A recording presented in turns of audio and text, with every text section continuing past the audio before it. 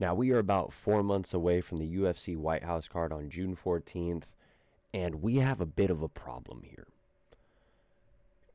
Dana White and Donald Trump both want the U.S. White House card to have an American headlining the card, but there has been no people in America getting towards the top of the division. So today, I'm going to talk about what my predictions could be for the eventual card coming up for the 250th anniversary of our United States and Donald Trump's 80th birthday for some fucking reason.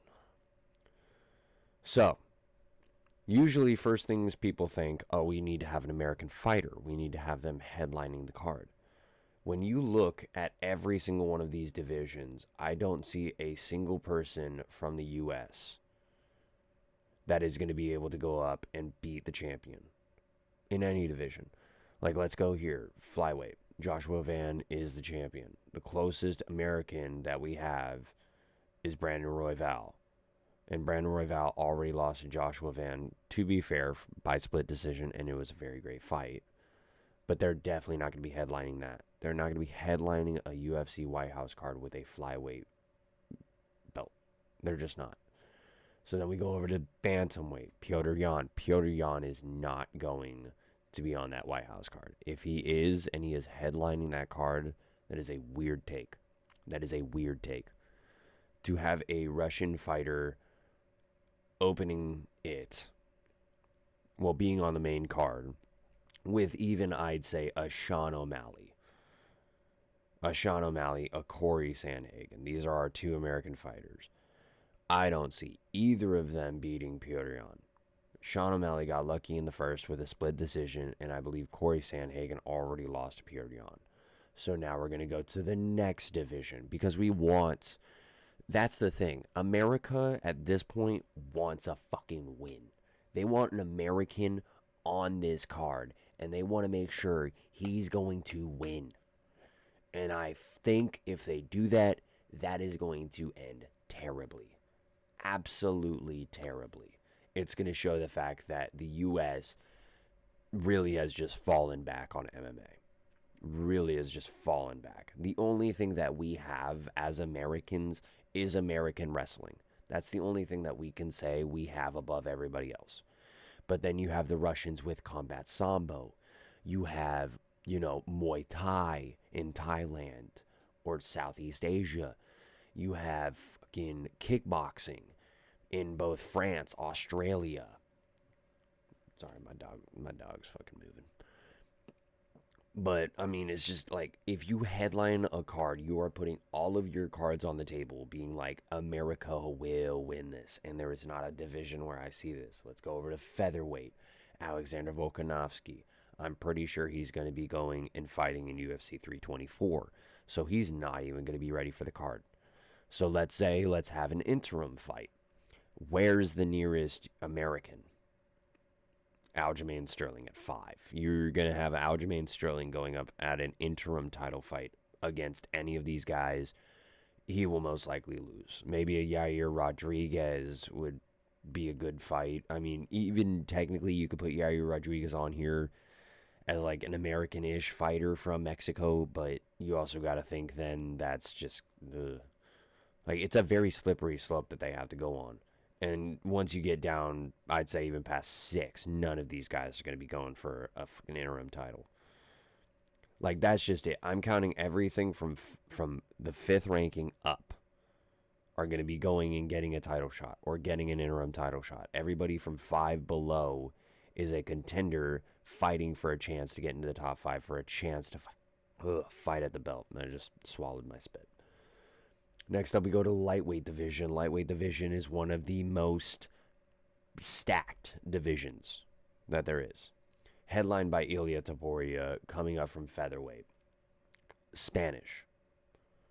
Justin Gaethje just fought in January. He is a guy that does not like taking short notice fights. And he is definitely, as far as I'm concerned, unless there's a bag with this, there is no reason that Justin Gaethje should be going and fighting Ilia Topuria on short notice just because it's the White House card.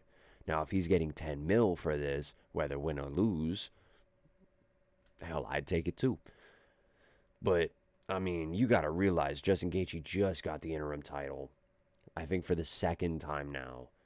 The last time he did, he went up against Khabib Nurmagomedov and he got smoked because he wasn't ready for the ground game. If he goes up against Ilia Topuria, he's not going to be ready for the striking and the power game, and even the jiu-jitsu of Ilia Topuria.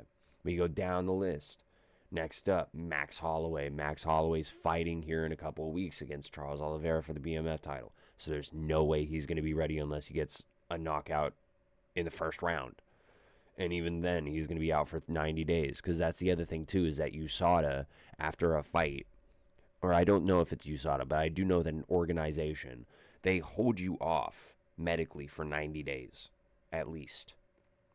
Like if you have a concussion, if you have a broken toe, it's a minimum of 90 days between the fights where you can sign. So let's say, like, when is he fighting? Let me just check this real quick.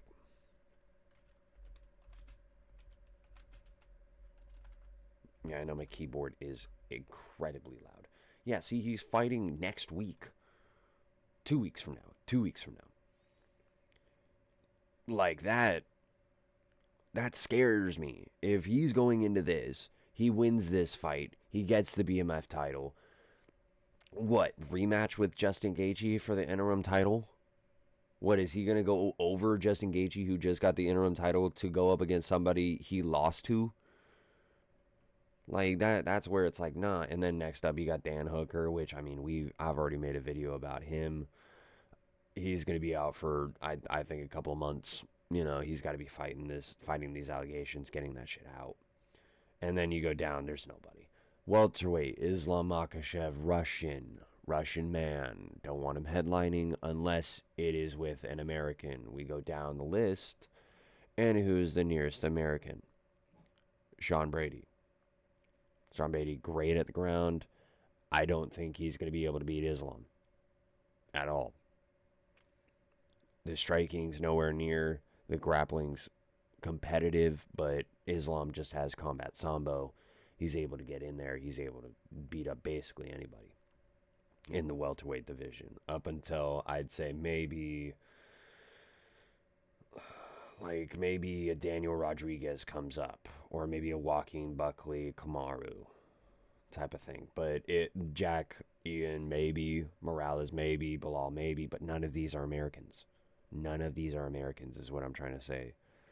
None of them are going to be headlining a card, and it's gotten really bad. Really bad. Middleweight division, Khamzat Chimaev, I believe Kakistan? Is it Kakistan? I believe it's Kakistan. It's not America. Look at that lip. It's not America. All right, let's go to the nearest American.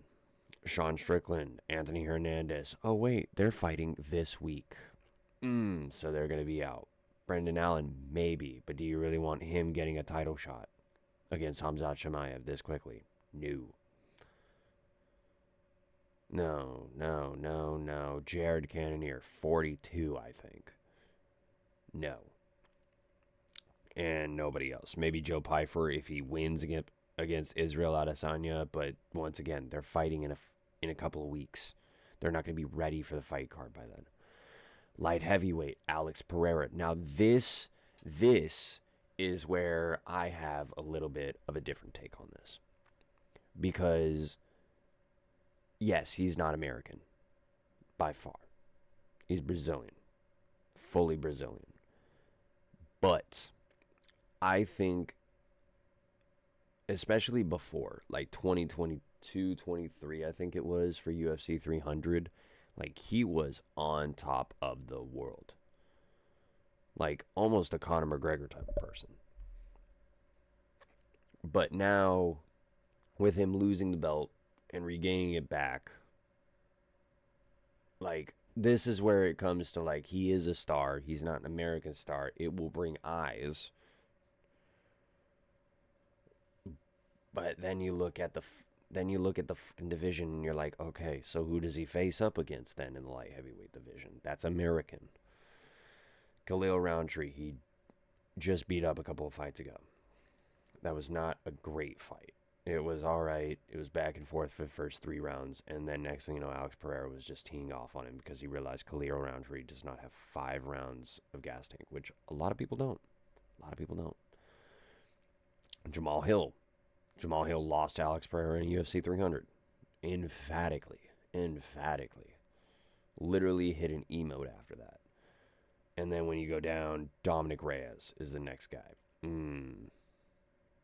What's this? Dustin Jacoby KR.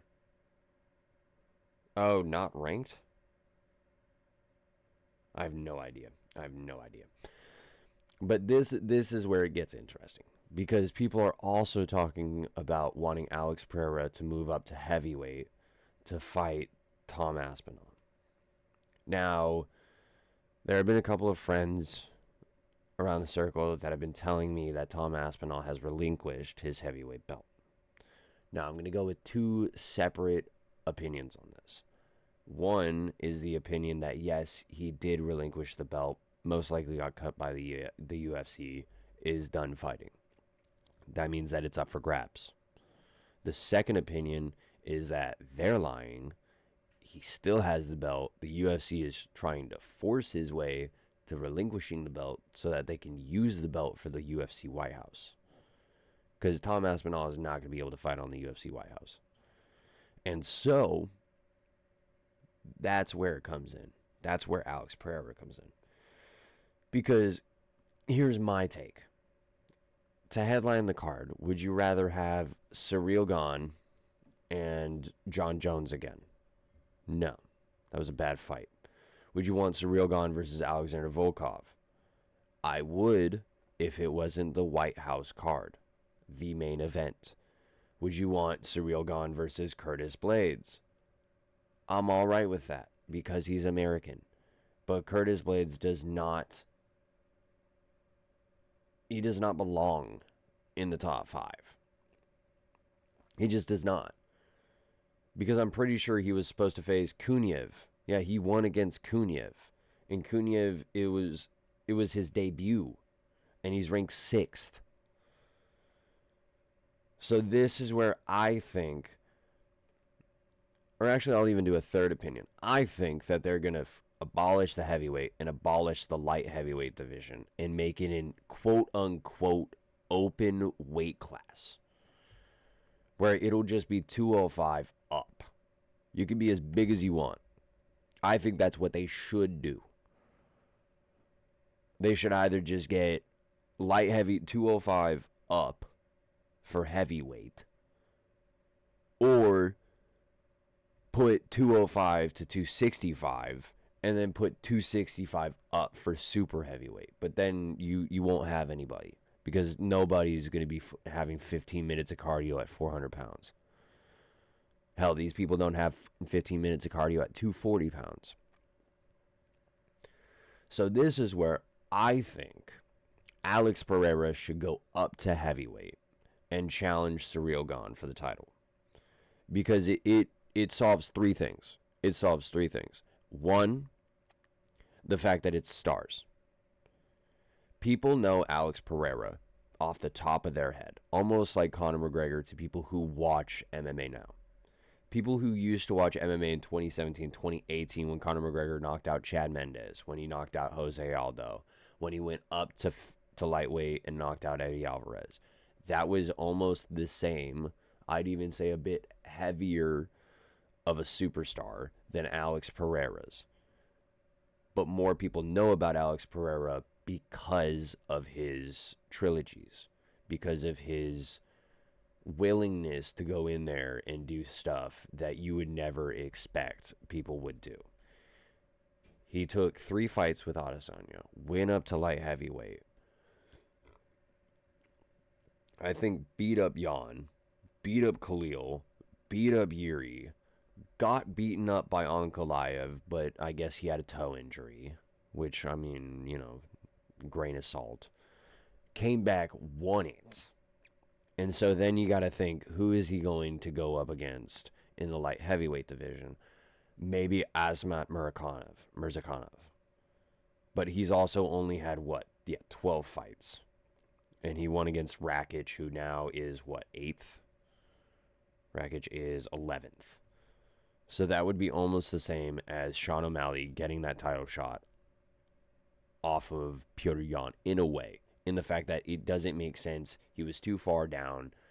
Yeah, he's had a couple of great fights, but he doesn't need that push. If he gets pushed that far, from beating Alexander Rakic to now going up against Alex Pereira, that is not a good decision, especially for the White House card.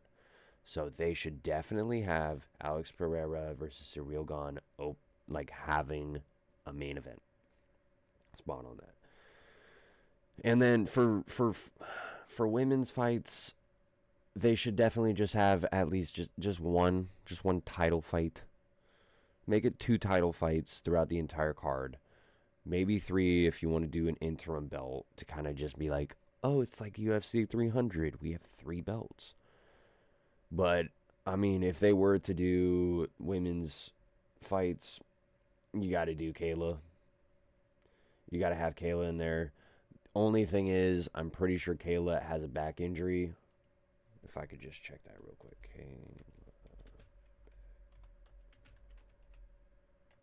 I just misspelled injury. All right. I'm going to misspell it again, but whatever. Yeah, she had a herniated disc. The injury is suspected to keep her out of competition for at least 6 months.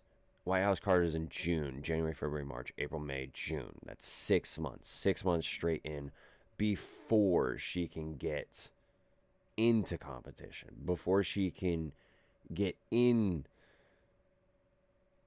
to actually sparring. So she's out of the White House card.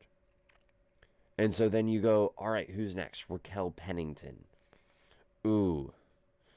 Can't wait to see Raquel Pennington versus Juliana Pena, I think 3 in the White House card. Oh, yeah. Like, no. Like, it's the dumbest thing in the world if we do that. So, what I'm going to say, I feel should be the main card. And I'll make another video about this with the whole... I've seen MMA Guru do this where he puts, like, different fighters on the screen and says, like, you know, this is how. I want to do that, but I want to do that with UFC card, you know, main event, prelims, pre-prelims, and then, like, funny fights or some shit. But I gotta figure out how to do that first. I'm going to figure that out. But for right now, I'm just going to go off the top of the dome. Alex Pereira, Ciryl Gane, heavyweight championship. Alex Pereira possibly gets 3 belts. We get Ilya Topuria, Justin Gaethje to unify the lightweight title. And then from there we go Brandon Royval, Kyoji Horiguchi. Although he did just fight last week, I think he should be able to make the weight because he is a very, very short fighter. And then it's also height difference. Then we go Corey Sandhagen versus either... No, Corey Sandhagen's fighting, ain't he?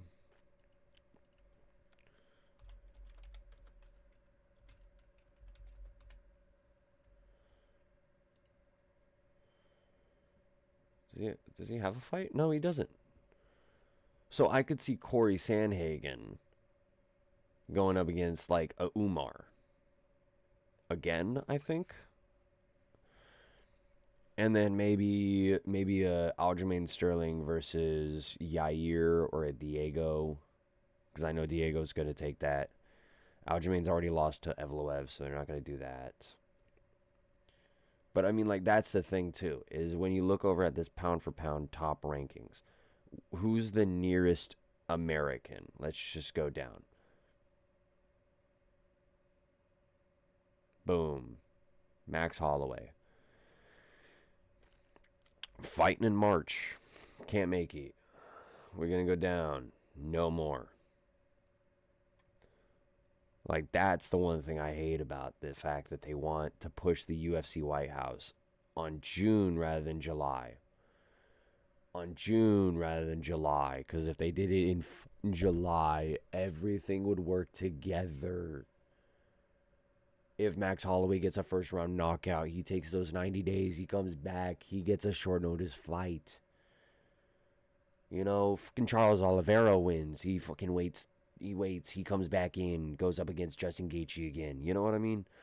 But they scrambled their cards in January to get Justin Gaethje in as soon as possible. That they were like, I would much rather start off the Paramount deal with this rather than let's pull it back and let's save it for the White House because we like Donald, we like Trump.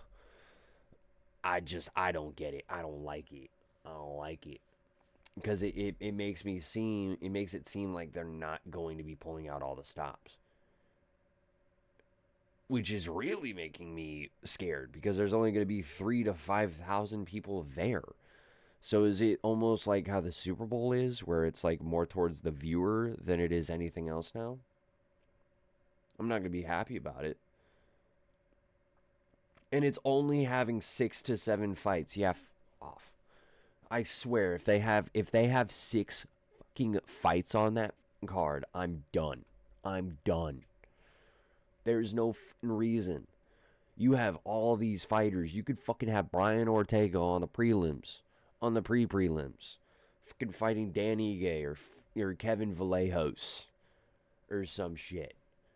You could have Peyton Talbot. Like, you have American fighters fucking down in the lower rankings, 10 to 15, fucking 5 to 10.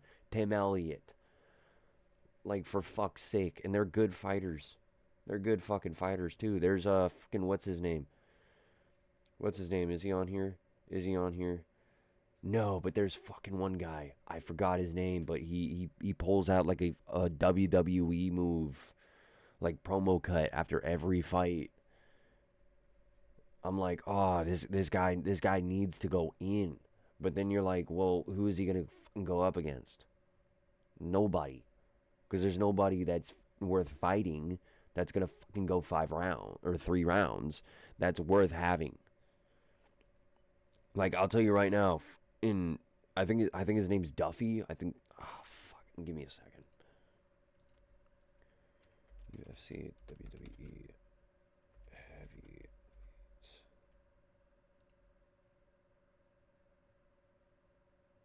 No, not fucking Brock Lesnar.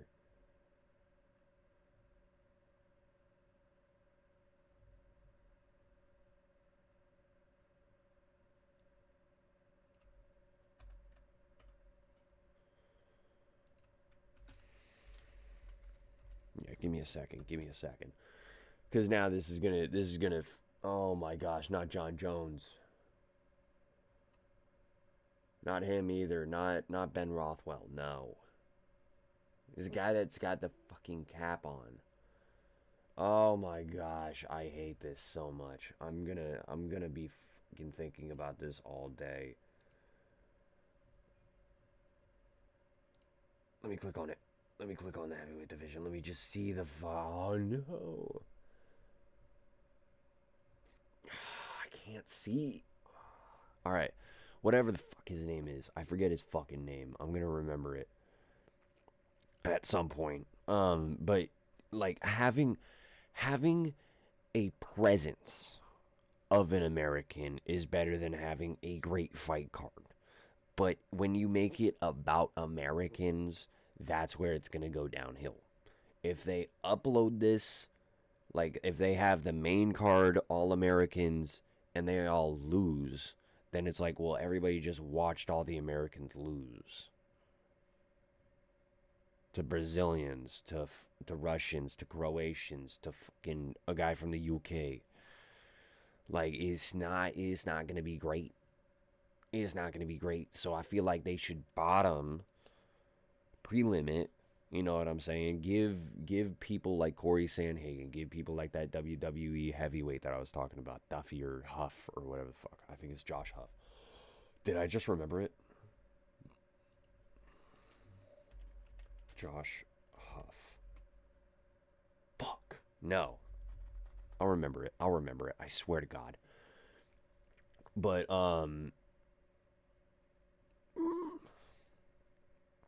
Tapology.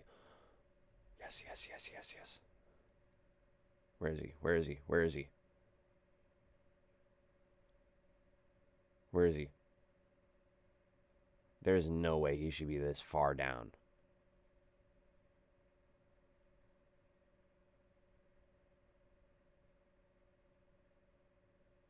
Is it Sean? Sean Sharaf? I think it was Sean Sharaf.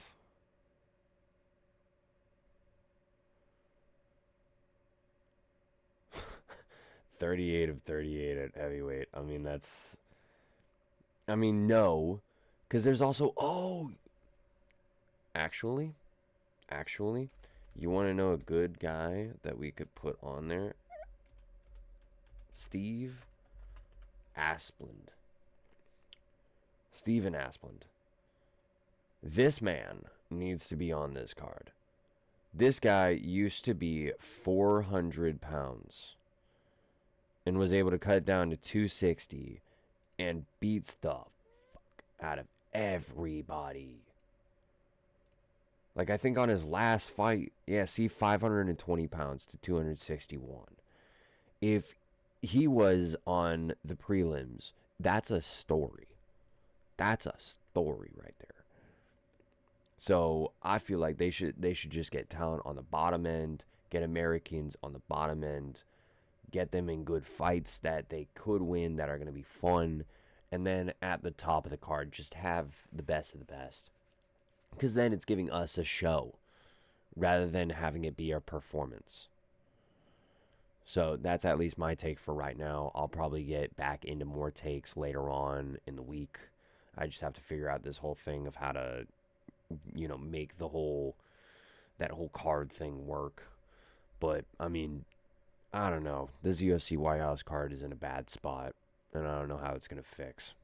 So I guess we'll see how it goes with time. I guess I'll catch you later. Peace.